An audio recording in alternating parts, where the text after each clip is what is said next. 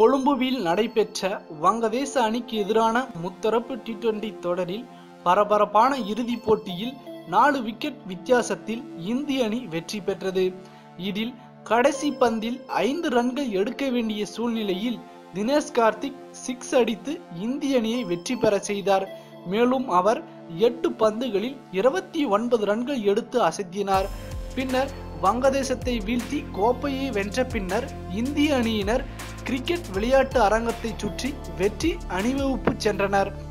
அவ்வாறு செல்லும் போது இந்திய அணியின் கேப்டன் ரோஹித் சர்மா இந்திய கொடிக்கு பதிலாக இலங்கை கொடியேந்தி சென்றார்.